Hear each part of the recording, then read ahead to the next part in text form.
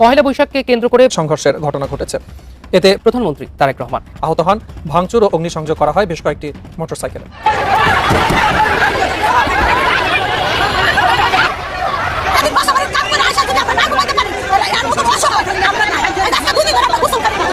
এদিকে আবার প্রধানমন্ত্রী তারেক রহমানের গাড়িতে ভয়াবহ হামলা করলো সাধারণ জনগণ। কঠিন গণধুলাই দিল তারেক রহমানকে, ক্ষমতা থেকে নামানোর হুঁশিয়ারি।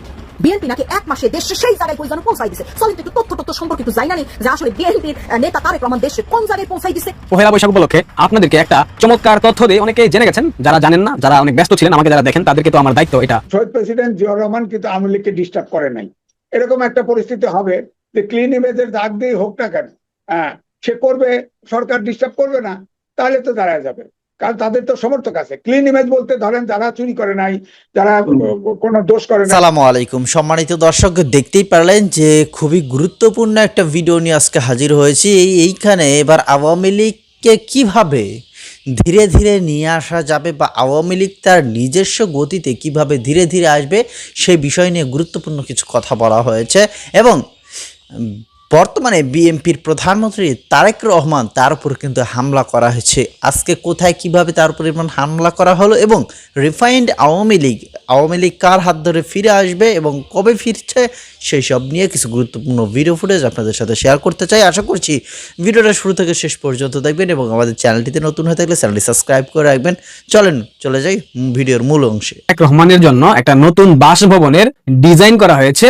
সেই বাসভবনের ডিজাইনে কি কি রাখা হয়েছে সেটা তো আপনাদের একটু দেখা উচিত। প্রথমত, আধুনিক বিশ্বের সাথে তাল মিলিয়ে তৈরি হবে ভবনটি। নকশায় থাকছে বহির্বিশ্বের প্রধানমন্ত্রীদের বাড়ির আধুনিক ডিজাইন। মাটির নিচে থাকবে অত্যাধুনিক বাংকার। জরুরি ব্যবহারের জন্য সুড়ঙ্গ কিংবা টানেল রাখা হবে। What a plan! জনাব তারেক রহমান বাংলাদেশে আসার পর বলেছিল না, I have a plan for the people, for my country. এই কথাটা বলতে আমার অনেক ভালোই লাগে।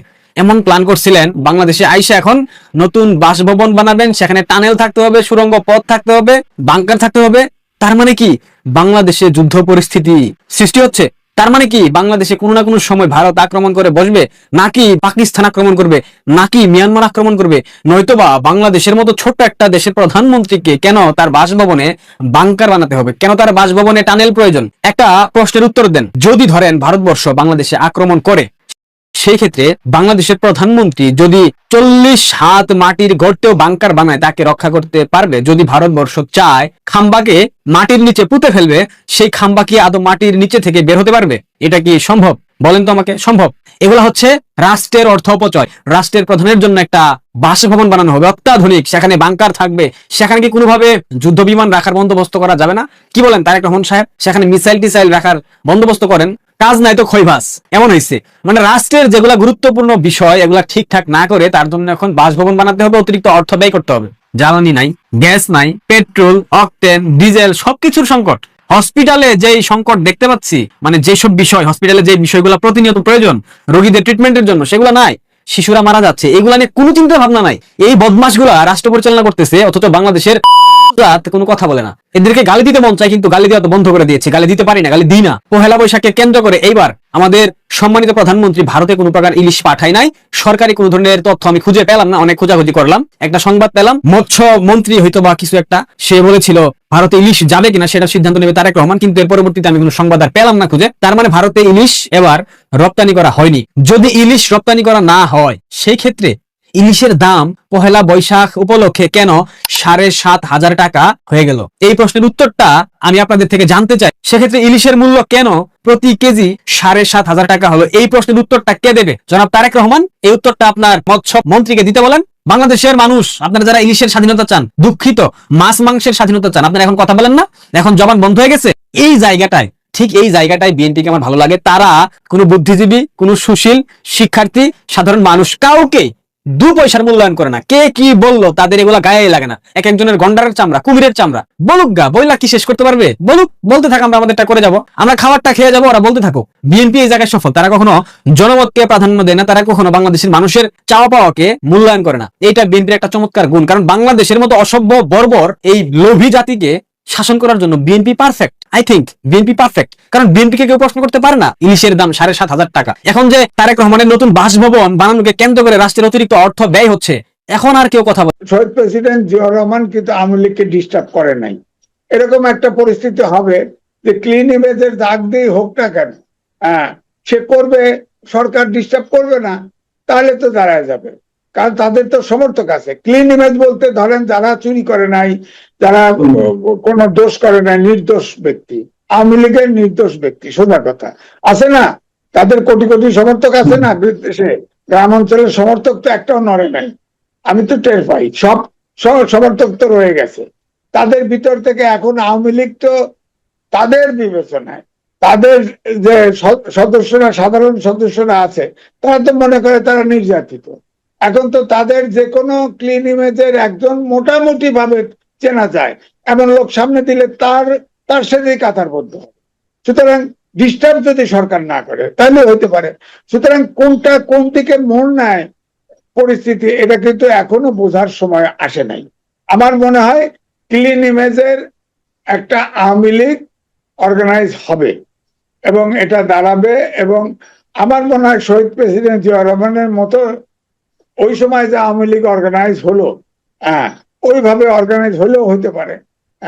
কারণ জামাত তো ইলেকশনের আগে বেশি বাড়াবাড়ি করে ফেলছে, মানুষের ভিতরে আতঙ্ক তৈরি করে ফেলেছে। এই জন্য ভোটের আগে কিন্তু সব, ওই যে নুরুল কবির নিউজের সম্পাদক বলে না, নাকে রুমাল দিয়ে বিএনপিকে ভোট দিছি, বুঝছেন না, অনেকের নাকে রুমাল দিয়ে আত্মরক্ষার্থে বিএনপিকে ভোট দিয়ে ফেলছে। এই বিএনপি, আমি আগাগোড়াই বলছি, বিএনপি একটা মধ্যপন্থী জাতীয়তাবাদী দল। এখন যে পরিস্থিতি, যদি আমরা যে আলোচনা করতেছি যদি সেই দিকেই যায়, তাহলে বিএনপিকে 7টা মধ্যপন্থী জাতীয়তাবাদী দল করতে হবে। অর্থাৎ যেটা প্রচার আছে যে বিএনপির ভিতরে কমপক্ষে 20% গুপ্ত জামাত আছে। আমন্ত্রণ জানাচ্ছি দর্শক মানচিত্রের নিয়মিত আয়োজন কথোপকথনে। আজকে আমাদের সঙ্গে যুক্ত রয়েছেন সিনিয়র সাংবাদিক, দ্য ফিনান্সিয়াল পোস্টের উপদেষ্টা সম্পাদক সাংবাদিক এম এ আজিজ।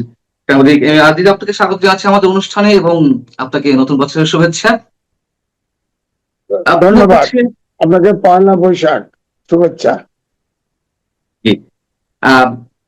বেশ কিছু বিষয় একটু প্রশ্ন করতে চাই আপনার কাছে। প্রথমে একটু জানতে চাই যে জুলাই সনদ নিয়ে আমাদের প্রধানমন্ত্রী একটি গুরুতর অভিযোগ করেছেন এবং এই অভিযোগটা আমরা প্রথম থেকেই করে আসছি।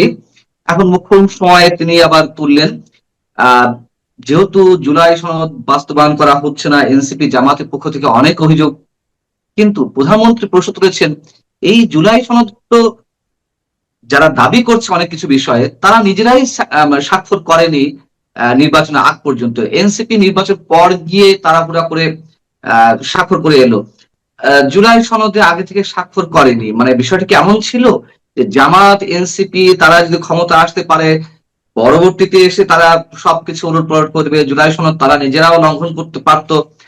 মানে স্বাক্ষর না করার কারণটি কি ছিল? আপনার কি মনে হয় প্রধানমন্ত্রী যে প্রশ্ন তুলেছেন? আজকের এই প্রতিবেদন সম্পর্কে কোনো মতামত থাকলে লিখবেন আমাদের কমেন্ট বক্সে। আওয়ামী লীগকে নিষিদ্ধ করা হয়েছে এবং এই আওয়ামী লীগকে নিষিদ্ধ করার কারণে শুধু দেশে নয়, অনেকে রাজনৈতিক নেতারা সারা বিশ্বের তারাও কিন্তু তীব্র নিন্দা জানিয়েছে ইতিমধ্যেই।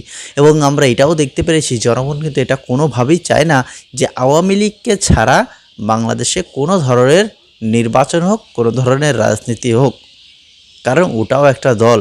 শেখ হাসিনা না থাকলেও কিন্তু আওয়ামী লীগ থাকবে, তো এইটা মাথায় রাখতে হবে। কিন্তু যারা পুরোপুরি আওয়ামী লীগকে নিষিদ্ধ করতে চায় তারা কি আসলে রাজনৈতিক কোনো নেতা হতে পারে? তো যাই হোক, এইসব বিষয় নিয়ে কোনো মন্তব্য করতে চাই না। তবে আওয়ামী লীগ একদিন ফিরবে, যেদিন ফিরবে এদিন বুঝবে মাসের কদিন যায়। কি মন্তব্য করবেন আপনারা লিখবেন আমাদের কমেন্ট বক্সে। ধন্যবাদ সকলকে, দেখা হচ্ছে পরবর্তী নতুন কোনো ভিডিওতে।